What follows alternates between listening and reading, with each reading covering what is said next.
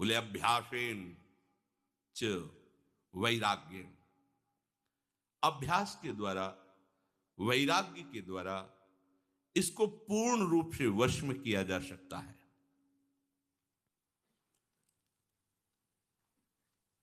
जो विवेकवान होता है वो भोगों की चाह नहीं करता है। विवेकवान देखता है कि विपत्ति अच्छी वस्तु है। सबसे बड़ी विपत्ति है भोगों में सुख मानना। जो बाह्य प्रतिकूलता आती है भक्त की भक्ति का वर्धन करने के लिए आती है। एक बार बाहु कह के संबोधन कर दिया इस श्लोक में, तो दोबारा कौन्तेय कहने की जरूरत नहीं थी। एक ही श्लोक में 2 बार संबोधन किया अर्जुन को। एक बार कहा महाबाहो, घबराने की जरूरत नहीं है, तुम तो बलवान हो, ये विशाल बाहुओं वाले, तुमने कैसे स्वीकार कर लिया कि बस में नहीं होगा। और दूसरा कहा कौन्तेय, कुंती नंदन हो तुम। कौन सी कुंती? जिन्होंने विपत्ति ही मांगी कि पग पग पर विपत्ति दीजिए। क्यों? क्योंकि जब जब विपत्ति हुई है तब मैंने हे कृष्ण आपको अपनी तरफ भागते देखा है। अब आज संपत्ति आ गई, हस्तिनापुर के सिंहासन पर युधिष्ठिर विराजमान है, तो आप पीठ करके जा रहे हैं द्वारिका। मुझे नहीं चाहिए ऐसा सुख, ऐसा पद जिसमें आप पीठ कर लें। हमें आपकी सन्मुखता चाहिए, क्योंकि जब जब विपत्ति हुई है तो मैंने आपको अपनी तरफ आते देखा है।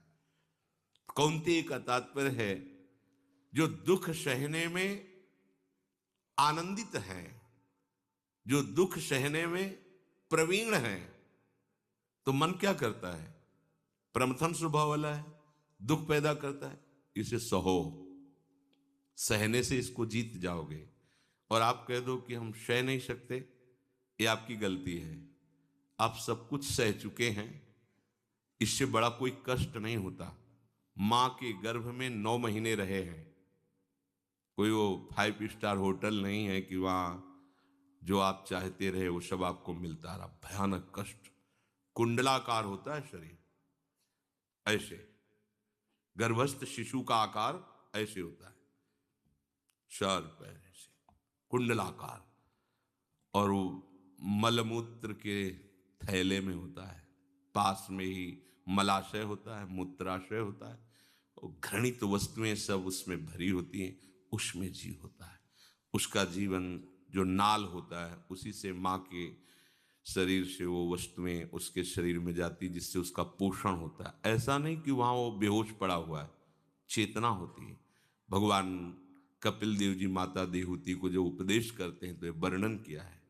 त्राहिमाम पुकारता है वहां, एक बार निकाल दो प्रभु इस नरक से, मां के गर्भ से एक बार निकाल दो। मैं ऐसा भजन करूंगा कि दोबारा ये नरक ना मिले। याद है आपको भला वो कष्ट? याद है जो 9 महीने मां के गर्भ में कहां से निकले? आप विचार करो कितना भयानक कष्ट, बाल्यावस्था का कष्ट। अब यौवन अवस्था की कामना में सब बातें भूल करके फिर मन के अनुसार चल दिए। तो हम डर किस बात से जाते हैं मन से? कि हमें दुख देगा। तो कह रहे कौन्तेय हो तुम तो कुंती नंदन हो, जिन्होंने दुख मांगा ही, इसके प्रमथन से तुम डर क्यों रहे हो? नहीं। और महाबाहो, तुम महान बलवान हो। तो कह दे तो अर्जुन के लिए कह रहे हैं, हमारे लिए क्या है? नहीं, जानते हो अर्जुन की भुजाओं में किसका बल है? अभयद भुज दंड मूल श्री कृष्ण का बल है, इसीलिए विजय श्री उनको मिली। तो हम किनके हैं? क्या अर्जुन ही भगवान श्री कृष्ण के हैं?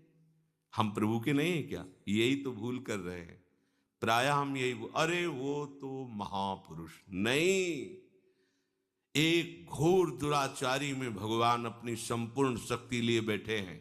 जैसे एक महात्मा के हृदय में, ऐसे एक दुरात्मा के हृदय में बैठे हैं। नहीं, भगवान के श्रीमुख के वचन हैं। वही पंडित है, वही ज्ञानी है, जो विद्या विनय संपन्ने ब्राह्मणे गविहस्तनी स्वनी चय सुपाके चा पंडिता समदर्शिना मत्तः परतरम नान्यत किंचिदस्ति धनंजय, मेरे सिवा कहीं किंचन मात्र कुछ नहीं। वासुदेवा सर्वमित समहात्मा सुदुर्लभा, सर्वत्र भगवान समान भाव से विराजमान हैं। पर जिन्होंने भगवान को अपना मानकर मन के द्वारा दिए हुए दुखों को सहकर आगे बढ़े, उनके हृदय में भगवान अपनी शक्तियों से प्रकाशित हो गए। शब में और महात्मा में अंतर यही है। शब में भगवान त्रिगुणात्मिका माया का पर्दा लगाकर शयन कर रहे, जो मन माने करो, उसका दंड भोगो जैसे चाहो। लेकिन महात्मा के हृदय में ऐसा नहीं। भय प्रकट कृपाला दीन दयाला, पर्दा हटा दिया, अब सारी बागडोर अपने हाथ में ले लिए। अब वही होगा जो प्रभु चाह रहे हैं। अब उसकी चाह खत्म हो गई, अपनी चाह प्रभु की चाह में मिला दी। अब उसकी चाह प्रभु की चाह हो गई, खत्म संसार चक्र।